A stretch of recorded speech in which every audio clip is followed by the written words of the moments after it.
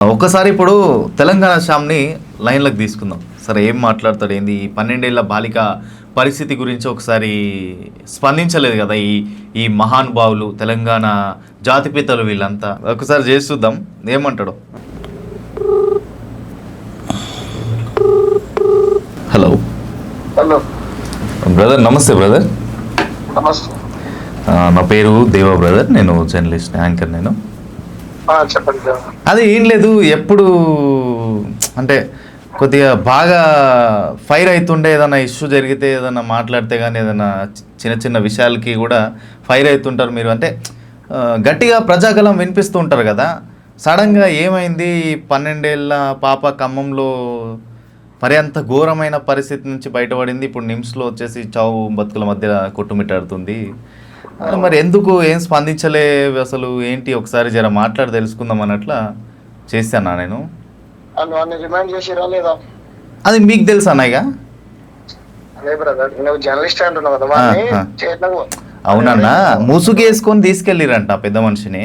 మీరేం స్పందించలేదు కదా ఒక విషయం. అదే పాపం, ఒక బీసీ బిడ్డ, ఒక పేద మధ్యతరగతి పిల్ల, పాపం ఆ ఫ్యామిలీకి సంబంధించింది కదా. సో ఏమన్నా మీరు స్పందిస్తారు కదా, ఏమన్నా మాట్లాడతారు కదా. జర మీలాంటి వాళ్ళ ధైర్యం ఉంటే జర వాళ్ళకు కూడా అండ ఉంటుంది కదా అన్నట్టుగా నేను జర అడుగుదామని చేశాను. నాకు అంతకుమించి ఏం లేదు. నాకు అంత మించి ఉన్నా నాకేం కాదు కానీ, నేను పోలీస్ స్టేషన్ లోనే ఉన్నా.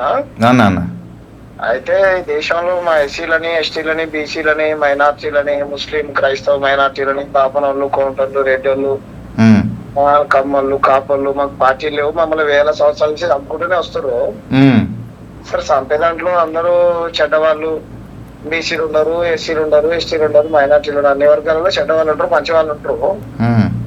మేము ఏం చెప్పినాం అంటే పోలీస్ అధికారులకు వాడిని ఎమ్మటే చట్ట ప్రకారం వాడిపైన చర్యలు తీసుకొని రిమాండ్ పంపండి అంటే, మేము ఎప్పుడో పంపాము, శ్యామ్ గారు రిమాండ్ చేసామని అన్నారు. చట్టం తన పని తను చేయాలని చెప్పినాం. మేము కొట్లాడినాం, జైలుకి పంపించినాం. జైలు కూడా పంపించారా? జైలు కూడా పంపించినాం. ఇప్పుడు ఈ పాపది అయితే డైరెక్ట్ పోలీస్ స్టేషన్ దగ్గరికి పోయేసిరా అన్న. ఇప్పుడు నేను కోర్టు శిక్ష ఎవరేస్తారు, నేను ఉరిదీస్తాను అని. మరి అప్పుడు కూడా నోరు కూడా అట్లానే అదుపులో లేకపోయా కదా, అప్పుడు కూడా గట్టిగానే మాట్లాడారు కదా.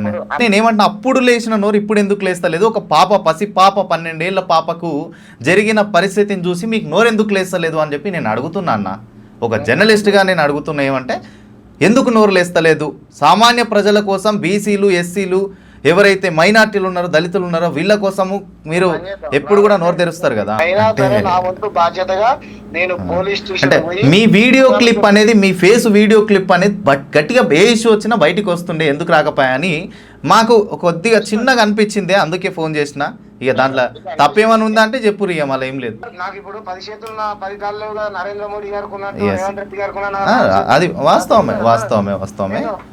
నేను కాదు బ్రదర్, అందరి సమస్యలు నేను ఒక్కనే టేకప్ చేయలేను కదా. నేను లైన్ మీద పని చేస్తున్నా. మీకు టైం కుదరలేదేమో, మీ వంతు మీరు వీడియో తీసి బయటికి పెట్టలేకపోవచ్చు. సరే, మీరు రైట్, ఖచ్చితంగా మాట్లాడదాం. లేదు, కూర్చొని మాట్లాడదాం. నేనే వస్తాను, మీరు ఎక్కడికి రమ్మంటే ఆడికి వస్తా, వచ్చి కూర్చొని మాట్లాడదాం. రైట్, మనమే మాట్లాడదాం. ఇంకో ఫైనల్ క్వశ్చన్ ఒకటే నా చిన్నగా కూడా ఏంటంటే, ఎందుకు సో కాల్డ్ జర్నలిస్టులు అప్పుడు యూట్యూబ్ ఛానళ్ళు బాగా రెచ్చిపోయినాయి?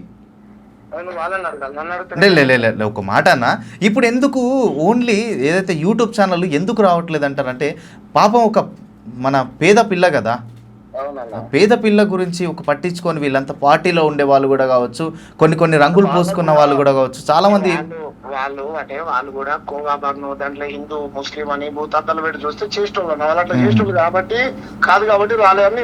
అంటే నాకు తెలిసింది ఏంటంటే, హిందూ ముస్లిం అనే కోణం ఓకే మమ్మల్ని అంటారు, డైరెక్ట్ అంటున్నారు అని నాకు అర్థమైంది. కానీ సరే, ఎక్కడైతే ఖమ్మంలో హిందూ ముస్లిమే కదా, మరి అది కూడా మ్యాటర్. హిందూ ముస్లిం అని ట్యాగ్ తీసుకురాలే కదా మనం. ఇప్పుడు మేము ఇప్పుడు నేను మీకు ప్రశ్న వేసిన, ఏది ఫస్ట్ ప్రశ్న, అక్కడ జరిగిన ఏదైతే ఒక ఉదంతం ఉందో అదేంటంటే, ఒక అమ్మాయి పైన ఒక ఆయన ఇలా చేశాడు, ఇలా అయిపోయింది పరిస్థితి అక్కడ అని చెప్పేసి అమ్మాయి గురించి చెప్పినా, ఆయన గురించి చెప్పినా. కానీ అక్కడ గౌస్ పాషా, ఎండి గౌస్ పాషా, ఒక ముస్లిం వ్యక్తి, 50 ఏళ్ళ పై ఉంటుంది నియర్లీ చూస్తే వయసు. ఆ ముస్లిం వ్యక్తి ఒక హిందూ అమ్మాయి పైన, బీసీ అమ్మాయి, చాకలి అమ్మాయి, ఓకే,